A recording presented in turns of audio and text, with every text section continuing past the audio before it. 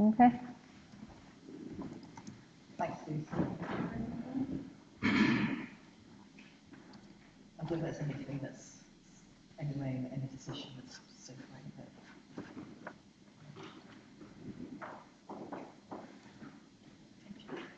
So we're good to go, are we? It's going to be encore.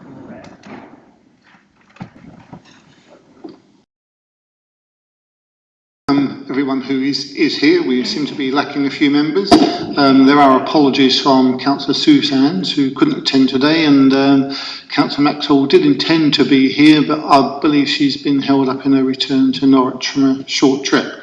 But anyway, we do have the numbers to go ahead with the meeting, so it's just after 2, so let's go ahead. First of all, do we have any apologies? Chair. We have had apologies from Claire Cohen and Councillor Galvin, who is on leave, so is unable to attend. If there are any further apologies that have come in, we'll obviously make sure they're recorded in the minutes. No worries. And any declarations of interest? I wouldn't imagine there would be, but you never know. No. Right, fair enough. And the minutes of the meeting held on the 15th of January. For those of us who were there at the time, Chair, can I just explain? You agreed them at your last meeting, but we noticed that for some reason there was a problem with the formatting and the saving of those minutes, and they didn't have the headings on. So we're just bringing them back to the committee with the headings. Thank you. So I'm assuming no one has any problems or issues with the minutes from January. And then we have the minutes from 23rd of July. Again, does anyone have any problems or issues they wish to raise with the minutes there? No? Right, that's fine. So that means we can move on to the agenda proper. And the first item is item 5 on page 13, which is the budget monitoring statement for April through to July and the prudent level of reserve. I take it, Simon, you're presenting this? Neil Wright. Neil Wright, sorry, my apologies. That's okay, afternoon. So basically up till period 4, the position was there's an underspend of £4,300 on the cost centre. That's made up of 2 works budgets which is underspend, which is a programmed underspend to contribute to the surplus. And there's a catering concession of £1,800, which we've got some extra money from the pitch and pub. Someone installed at the pitch and pub. So that 4,300 will go towards your reserve balance at year end, if that continues. Okay. Yeah, no, so that's it. Fairly short and straightforward, isn't it? Any questions concerning the presentation or the statements? It all seems fairly straightforward to me. I certainly have no questions. Right, okay, so... There was a question raised at the last meeting as well by a member asking about the Ranger sale, and is there any interest due on that? 100,000. So we spoke to the Treasury team, and there is interest due. So up until the 31st of March last year, there's interest of £3,306 need to be added to that £100,000. Right. So we will add that accordingly, and the estimated interest this year is about 15 quid. So interest rates are low. So if the interest rates go up, that might get better, but it's a better position for your capital investment there. No worries. Right. Okay, thanks for that. That's worth noting. Right, so the recommendation is to note the current budget and monitoring and reserve positions. I'm assuming everyone is in agreement with that. Great, no worries. Okay, we can move on to the next item, which, sorry? You might just want to say that you'll get the prudent levels at each section. The prudent levels? Chair. Yep. Oh, sorry, I was asking if you could leave the meeting. Oh, by all means, sorry Neil, yeah, you're not bound to your chair to be able, imprisoned here for the duration of the meeting. Yeah.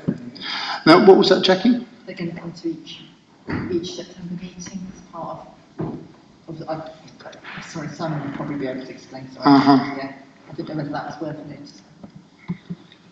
Prudent level of reserves. Yes, so this was requested previously to be brought to the September meeting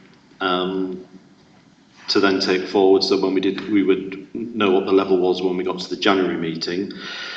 Working with finance colleagues, the calculations have been done, and they're in Appendix B on page 17.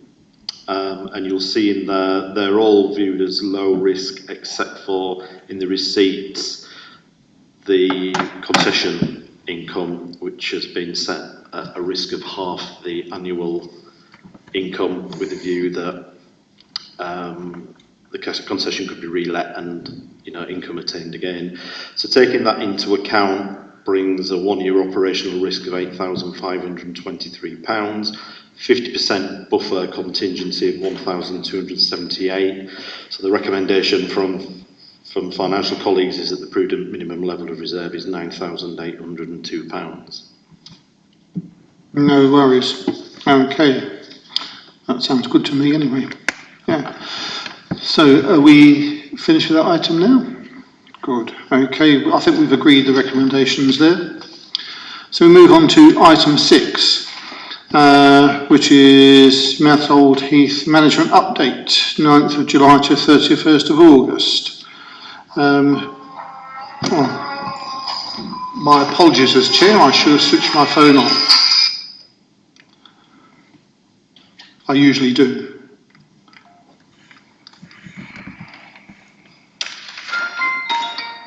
That's it. Right, my apologies. So who are you presenting this, Simon? Great. Okay, so it's a routine report which we do. Obviously the June meeting slipped into July, which means that we're reporting on a relatively short period of time, but there is still plenty of things to report on, and this covers activities on the Heath relating to delivery of the Mousehold Heath Management Plan, and as you will see, it's from the 9th of July to the 31st of August. I don't intend to go through the report line by line, but I've picked out some particular points within it to draw your attention to. So at the previous meeting, the request for a licence for a temporary sign at the roadside verge by Sunset Cafe wasn't agreed to, and subsequent to that, the cafe has notified MPS that they would be terminating their licence, which they ceased trading yesterday. So that will mean it was unbudgeted income this year, because we weren't aware of it at the start of budget setting, so it won't have any impact on the budget in terms of where we started at the beginning of the year. Mousehold Pavilion, paragraph 3, so this is page 21, just to inform the Conservators that following approval at the previous meeting regarding the maintenance work, we've now asked our contractors for a firm price to do that work so we can get it procured and delivered this financial year. If we move to paragraph 6, Norfolk liaise with Norfolk Constabulary, there has been an increase and which the wardens have seen in terms of vandalism and graffiti on the Heath. They do report this to the police and have done. The police, in terms of resourcing, if there's no evidence or firm leads to go on, don't actually take that matter any further, though it is recorded, and the wardens will keep recording incidents. And later on in the report, you'll see where work has been done by the wardens to rectify damage and clean graffiti and re-varnish seats where it's had to be sanded to remove it. The incident involving the fountain ground changing rooms, this again was reported to the police, and because there was the potential for evidence in this case, the police spent quite a bit of time fingerprinting and taking those from the changing rooms, and the wardens were informed that there are issues in the wider area which the fingerprints may help with some of that, some of those investigations. So there was an investigation into the changing rooms, but it was limited what can be done about the vandalism and graffiti.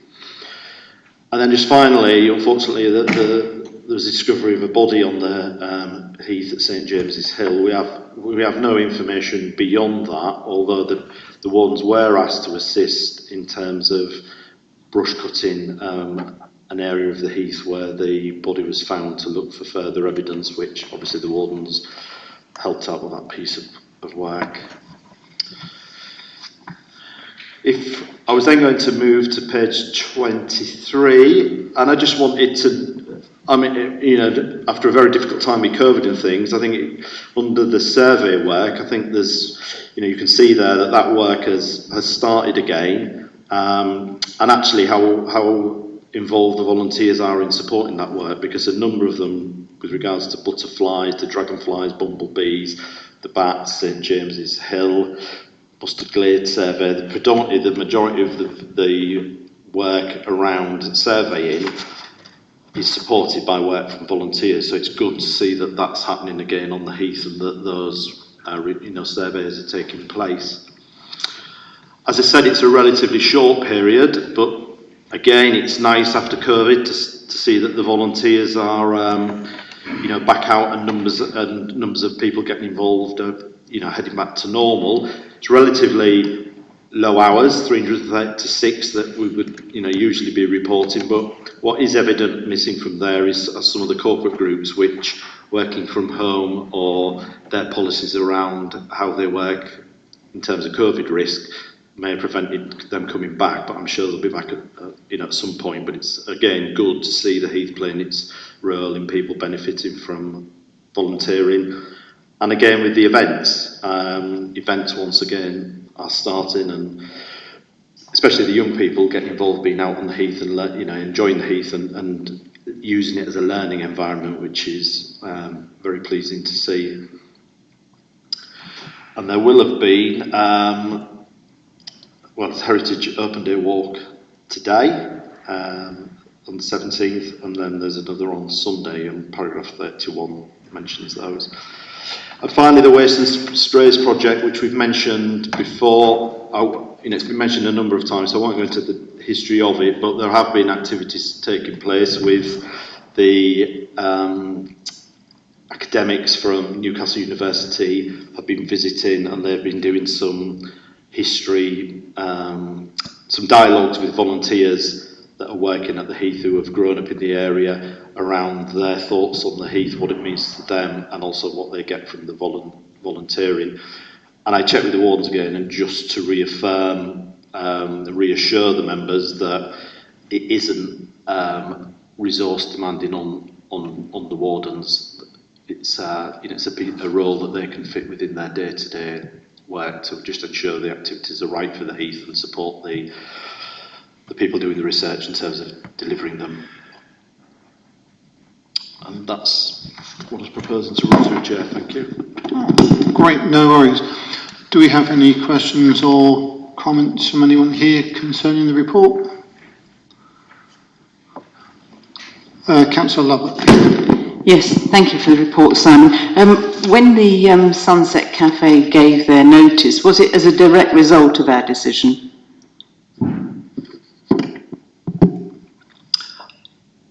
I don't know. I wouldn't want to say. I think that the request was made. It followed on shortly afterwards. But their trade. We don't know how the trading was going aside. Whether that would have made a difference. So I wouldn't want to link the two. But it does seem shortly afterwards. Have we got anyone else interested? Has anyone else made approach to the council? Nothing that we're aware of at the moment. There is still the previous request around I think it was a creperie off the top of my head, which we discussed, and members thought that the Pitch and Putt car park would be a suitable location, and that's something that we're still exploring. There may be an access issue to do with the restricting the height of vehicles going into the car park, but that's something I've spoken to the wardens about, that will bring a report forward to January to give you a potential solution. There would be some expenditure, but it may enable concessions to access that area. So, but the direct answer to the question is no at the moment to any of the concessions. Would the creperie be interested, do you think, in taking that car parking space? No, we've raised that we've raised that question with them. We've said what's happened, but they don't want to go to Britannia. It's interesting. That is surprising, isn't it? Because you think there'd be far more people interested in buying coffees and crepes and things there than elsewhere on the Heath. I wonder what it is that's putting them off. Anyway, interesting. Very interesting. Perhaps it was the fact that Sunset Cafe closed. They thought perhaps it's not a very good site. It might be worth encouraging them to sort of go and explore that as an option before they commit themselves to the Pigeon Putt site. I've got one more item which goes back to paragraph 6, Norfolk Constabulary. I received an email from PC Nick Robbins concerning this, and I sent him an email asking a couple of questions. Did his email relate to the car park area? And he replied back that it did. I forwarded his reply to Jackie, which I'm certain Jackie, when she gets her computer repaired, will circulate to any members or anyone concerned with this committee. It's quite interesting, and certainly the Norfolk Constabulary seem to take the Britannia Road area quite seriously, and I think they would like to do something about it, even though it's a difficult area to police and to monitor. But anyway, there's that. Anything else anyone would like to say or comment concerning this part of the agenda? Radio. Sorry? Oh, sorry, Councillor Lubbock again. My apologies, I took my glasses off. On that subject, presumably the bollards and benches weren't taken away, they weren't stolen, they were just pulled out. It was just sort of wanton vandalism, but didn't actually steal anything. I'm certain Simon can tell us about that. Yeah, nothing stolen, just vandalised. Though, as an aside, I have had a goal pinch from one of the parks in the city. So, I did suggest in a light-hearted manner to PC Robbins that some speakers on very tall posts blowing out Max Bygraves and a walk in the Black Forest might deter the antisocial element up there. I don't think he'll take that up though. So the recommendation is to simply note the content of the report, which I'm certain we have done and we agree upon. We come to item 7, which is the last item, which is public toilet provision adjacent to the pavilion in Gurney Road. Simon, you dealing with that again? I am, Chair, thank you. There is a further update on this, because subsequent to producing the report, I have had a confirmation back from MPS around a question that I asked. So I will, forgive me, I'll take you through the report, but there may be some bits of some additional information that I'll explain and then express the option which would be my recommended option now. So the itinerant visited the toilets, all public toilets in parks, when the pandemic started and things were having to be closed down and everybody was starting to try and learn to live in a new world, and then an ever-changing world on sort of a monthly basis as new guidelines came out and things. All the public toilet facilities in the parks were closed. Later on through the pandemic, there were opportunities to then reopen those, and the guidance at the time that I had was around hot water provision, which is obviously an issue for the toilet at Zax in terms of toilets at the Pavilion car park in terms of electrical supply, and so that facility is being closed. I know there may be some query around why, if they're closed and they're in the contract, that are we still paying for it? And that is because contractually we haven't removed them from the contract. The contractor hasn't closed them. It's closed as a result of the pandemic. There were no savings to be made from staff savings or fixed costs around vehicles and things. So that's why it has remained. There's been no reimbursement for them having not been cleaned. The advice that I've got now externally to the council from MPS is around that the legal obligation in the toilets is for cold water provision, which you see at a lot of facilities in other parts of Norfolk, public park facilities and things, is cold water provision, soap, and cold water and soap and the friction of the hands moving is what cleanses the hands. So an option is to have the toilets deep cleaned, to look at the soap dispensers and fit new soap dispensers, and we could also put a sanitizer dispenser in and then be reopened and then cleaned in line with the contract,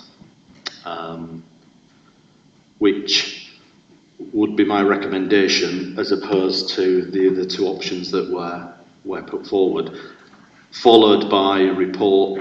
Then that would allow us to get a report for January, and because there's quite a bit of work really to look at explore the options and the costings to bring to January in the budget setting for a decision on a longer term decision. But in the short term, they could be open relatively soon. I would need to get them back on the roster, cleaning roster, which means with the contractor, and get the soap and sanitizer dispensers in, which I haven't got a cost for offhand, but it is relevant. You know, we could have picked that up within the operational budget.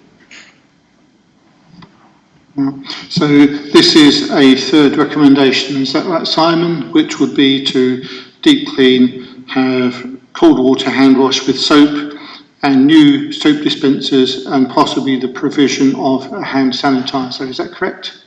Yeah, and back into the cleaning roster, yeah. Right, so that's the third option, which would be my preferred recommendation. I'm happy to go through this, but I thought I'd express that one first, and if people want to explore the other ones, then I'm happy to talk through those. Mm-hmm. Any questions on this? This option, and then to review it in the changes. Right, so to accept this option on the agenda and to review it again in January, is that right, Jackie? Oh, I think so, is that what Simon was saying? That's what Simon was saying, is that correct, Simon? Yeah, to accept option 3, which is the cold water, and yeah, that I've just run through, and we would bring a paper around going forward the options and the costs of around toilet provision. Makes sense to me. Councillor Lubbock. Yes, paragraph 2 of the report says that one toilet has started leaking and requires repair. I mean, are we going to do that repair when we bring them back into use? I would hope so. Simon? Yeah, I would expect the repair to have been requested by the ones already, because it'll be a minor repair. Yeah, so I'd expect that, unless the water's, I don't know the detail of what the repair is required. If the water can be isolated to stop it, then it won't have been done. But if there is a leak that we cannot isolate and supply for, then I would expect that repair to have been done already, but as a minor repair to avoid the leak. Just to go on to say that I think we ought to take the recommendation and that's the way they're going to be opened in the least possible time and the least possible expense, and at least there will be provision there. But we were concerned, having this chat on the Heath. It was a very, very good itinerant meeting, and thanks to people who attended and the officer and wardens, it was very helpful. And I have spent a bit of time thinking about what the long-term use of these toilets, and I just felt I wanted to say that we could do without them altogether and approach SACS and ask if they would take a sum of money each year and make their toilets available. That's something that some local authorities have done in their high streets, just so that they don't keep their public toilets open, but provision is there. So, it might be worth exploring. People who go in to use the toilets might say, oh, well, let's sit down and have a drink, or let's have something to eat. I don't know. That's one option. And the other one was the nature of the Heath. It is quite sort of wild, and you don't expect a sort of 5-star toilet there. But would we explore the possibilities of a compost toilet, a really basic toilet? And I just thought I'd throw those two things in the mix. Compost toilets do quite well on allotments. Whether or not they would, with any experience of knowing what they're like in an open space like this, there's not too much to go wrong with them. Simon? Anyway, I do think it is important that we have some toilets there. Thank you. I was just going to add, it's interesting that, it's a large space with the toilets right next to the pavilion. The wardens haven't had any complaints about them being closed. I think it's more of an issue for the concession at the pavilion. And around your suggestions, what I was going to say was this is an item, because we've got a longer, a proper gap now up to the next Conservators, because due to this one's quite close to the last one for one reason and another. We'll have a working group come together to at least once, because what I want to do is the Conservators the subgroup to inform the scope, that we then know what we're going out to get the detail on, and hopefully be able to bring that back to the working group, just depends on timescales, to have another look before we then bring the report, rather than we bring a report to committee in January and we're getting suggestions and ideas then. So the plan to set this forward for the future is to have a working group to look at what options would you like exploring, and then we can get on and explore those options. Councillor Kendrick. Thank you very much, Chair. Well, I agree with the third option which has been put forward and recommendation. Certainly my concern in regard to the second option, or B, should we say, is that some of these sort of portaloos are rather unattractive, really would be out of place, I think, in a site like that.